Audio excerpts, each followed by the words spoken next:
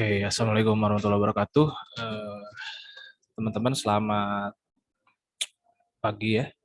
Untuk videonya, mohon maaf untuk keterlambatan upload, tapi sekarang sudah bisa teman-teman akses di Seakat ya, di e-learning maksud saya.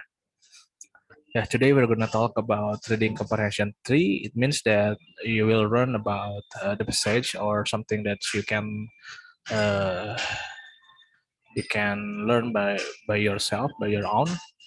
It's just like you read the paragraph and make it understand by your own, so you can practice more in your home. Okay, especially for the for the PowerPoint and bundles, you can download it for in Zakat for free. Please just don't forget it because it means a lot for you because it will helpful for us if you want to learn more and you want to see again the materials about the section 14. So yeah, I really suggest you to download the PowerPoint and the models. Kalau misalnya teman-teman nggak bisa untuk menerjemahkan, kan sudah bisa ada banyak aplikasi yang bisa menerjemahkan si paragraf dalam bentuk English tersebut. Oke, ini merupakan sesi sebelum sebelum review. So this is our last meeting in recorded file. I hope you can join this class carefully, and then you can improve your English going better. Oke, untuk memperefisienkan waktu, saya bakal membahas langsung saja dari PowerPoint-nya, bahasa Inggris 3 ya. Nah, dimulai dari reading tips atau strategi-strategi melakukan pembelajaran yang mana nanti teman-teman lakukan dalam bentuk membaca sebuah paragraf, sebuah tulisan. Biasanya bentuknya itu berbentuk informatif dan berhubungan dengan sejarah, misalnya dengan kejadian sosial, atau juga udah bisa bentuk proses dari biologi, apapun itu. Yang biasanya sih pada umumnya itu berbentuknya informatif gitu ya. Oke. Nah, reading tips ini secara general ini bisa dibagi menjadi dua jenis, yakni before reading and then while reading. Before reading itu sebelum membaca, dan while reading itu selama kita membaca gitu ya. Jadi sebenarnya ada dua hal yang kita perhatikan dalam hal ini. Oke. Nah, before reading nih, sebelum membaca, know your purpose. Purpose itu artinya kan tujuannya. Jadi tujuannya itu apa? Ya itu bermacam-macam ya. Bisa dari pertanyaannya dalam bentuk yang ditanyakannya itu apa, lalu harus ngapain teman-teman, atau harus summarize, mungkin meringkas, banyak. Jadi tujuannya itu langkah yang pertama adalah know your purpose, atau ketahui tujuan dari teman-teman. And the second one is integrate prior knowledge. Ini maksudnya adalah mengintegrasi kemana nih si pengetahuan atau si materi ini materi si bacaannya ini gitu ya, dari mulai yang saya katakan tadi, dari mulai misalnya sejarah ataupun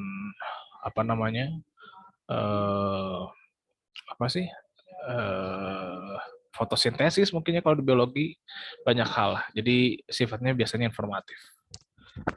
And then preview text. Preview text, it means that you should to look first at the passage, so you can make a conclusion for the things that what you have to concern about the passage. It will be make you easier to answer the question because you know how it will be about. So just preview the text for the first, and then you go on to the next step.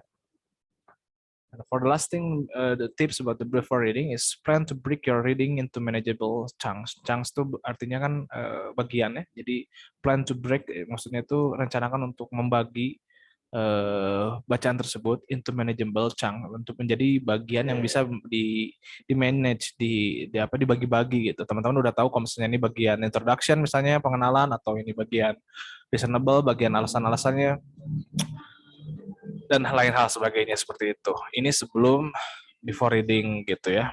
Oke. Nah, sekarang kalau misalnya selama while reading gitu ya, atau selama membaca, ada 4 tips, yakni self monitor ya. Ini dari banyak hal ya, misalnya waktu, jangan sampai kita molor terlalu lama juga, jangan sampai terlalu cepat juga ya, kita monitor diri kita sendiri lah. Fokus, terus annotate itu maksudnya make a footnote or make a highlight to the sentence or to the words that maybe it will be potential to be an answer for that question. And the last thing you should do is summarize, yang mana artinya meringkas gitu ya. Oke, itu salah satu beberapa dari contoh while reading dan before reading. Nah, sekarang determine where to insert a piece of information. Determine itu kan artinya menentukan. Where to insert, di mana masukin a piece of information. On the computative test, there may be a question following a particular paragraph or at the end of the reading passage that asks where a particular piece of information should be inserted. Nah, biasanya nih dikatanya di tes TOEFL tuh there may be a question, kemungkinan ada pertanyaan following a particular, yang mana mengikuti particular paragraph ya, paragraf tertentu, atau at the end of the reading passage, di bagian terakhir dari tulisan tersebut, that asks where a particular piece, mana menanyakan bagian particular information, bagian informasi yang khusus, yang mendetail, should be inserted, harus dimasukkan gitu ya. In this type of question, di tipe pertanyaan ini, you must click on one of number of a square a passage to indicate that the piece of information should be inserted in that position. Jadi nanti sebenarnya kayak multiple choice ya, cuman si ABCD-nya itu di dalam paragraf tersebut. Nanti teman-teman harus klik jawaban tersebut gitu ya, yang mana yang paling mengindikasikan bagian informasi yang harusnya diisi di posisi tersebut, di tempat tersebut. Mungkin untuk misalnya deskripsi seperti ini bakal bingung ya, tapi jadi kita harus lihat langsung ke bagian soal. Jadi kita lihat aja langsung. Nah, sorry bentar. Ini salah satu contoh tulisan di bagian reading comprehension. Nah, ini seperti terdapat 2 paragraf mungkin ya. Katanya, the origin of the game of chess itu kan catur ya, are not known with certainty. Jadi originalnya dari si catur ini tuh tidak tahu pasti siapa nih yang berasal dari mana originalitasnya itu. And traditional stories is a number of culture. Dan juga banyak cerita-cerita tradisional yang claim credit for developing untuk pengembangan si catur itu. Jadi siapa yang penemu catur itu katanya belum tahu gitu. Siapa yang mengembangkannya tidak tahu pasti gitu ya. Tapi one legend claims that chess was invented during the Trojan Wars. Tapi salah satu legenda mengklaim atau mengaku bahwa si catur itu was invented, ditemukan ya, during the Trojan Wars, selama perang Trojan ya. According to another legend, berdasarkan legenda yang lain, chess was developed to depict the battle between two royal brothers. Nah, berdasarkan salah satu legenda yang lain ya, chess was developed, si catur itu berkembang to depict untuk menampilkan ya, dari penampilan battle, pertempuran between di antara two royal brothers, dari 2 adik kakak ya, for the crown of the Persia, untuk si mahkota kerajaan Persia nih katanya. In the third legend, nah si legenda ketiga nih, chess was in creation of the mythical Arab philosopher Sasa. Nah, kalau legenda yang ketiga katanya mengatakan nih si catur itu katanya merupakan kreasi dari mythical Arab, dari mitos Arab, philosopher. Nah, si seorang philosopher, seorang filsuf ya, seorang filsuf, mitosnya dari seorang filsuf Arab yang bernama Sasa. Nah, whatever it origins, ya dari manapun itu berasal ya, chess was known to exist in India. Nah, si chess ini, si catur ini diketahui sudah ada di India as early as dari zaman 500 BC. 500 BC itu before Christ ya, atau sebelum Masehi. And it eventually spread from India to Persia. Nah, katanya itu juga menyebar tuh dari India ke Persia, where it took one on much to the terminology that today is part of the game, yang mana mengambil banyak terminologi ya, atau berasal kepada permainan catur hari ini gitu ya sekarang. Foot soldiers in the Persian army were called piyadah, sorry. Katanya kalau kaki-kaki tentara-tentara Persia nih, tentara yang bawah-bawahnya itu disebutnya piyada, which become the pawns. The pawns itu pion ya. Jadi itu merupakan analogi dari si piyada ini. Jadi namanya pion. Nah, itu berasal katanya dari perumpamaan foot soldier atau si tentara yang paling kasta terbawah yang disebut piyada. And the Persia chariot was a rock. Persian Chariot itu ya satrianya Persia gitu ya. Was a rock tuh dia which become the rock. Maksudnya the rock itu benteng atau gajah ya kalau dicatur. Nah, sedangkan the Persian King was the Shah. The Persian King itu dulu disebutnya Shah, which evolved into the game chess. Nah, yang mana ya berkembang di dalam permainan chess ini ya, si King Shah ini ya. Nah, Shahmat itu kan yang kita dengar sering dengar tuh istilah skakmat, which mean the king is dead gitu ya. Jadi Shahnya tuh nama si raja di Persia, matnya itu mati. Jadi skakmat itu berasal dari kata sah dan mat gitu ya. Nah, the king is dead artinya itu the king is dead. Nah, makanya became the expression of checkmate. Kalau bahasa Inggrisnya checkmate ya, skakmat tuh. Jadi itu gitu ya, maksudnya yang menjadi sejarah catur itu seperti itu. Nah, sekarang ada pertanyaan nih. Ada satu clue ya. When one brother was killed, the remaining brother had the game invented to explain the tragic event to his mother. Nah, itu tuh yang mana nih yang paling tepat? Ya sekarang kita lihat aja ya. Di situ ada 1A, 1B, 1C, 1D. Yang paling berkaitan atau yang paling relate dengan persaudaraan yaitu adalah yang B ya. Jadi yang B itu ngomong kan, according to another legend, chess was depict the battle between two royal brothers for the crown of Persia. Nah, jadi dia yang bakal insert atau mengembangkan informasi tentang si perkembangan catur ini yang invented kan, ditemukan, was to explain the tragic event, yang menjelaskan event yang tragik ya, yang tragis gitu ya, tentang to his mother. Ya paling benar itu yang B gitu ya. Kita lihat jawabannya benar atau enggak.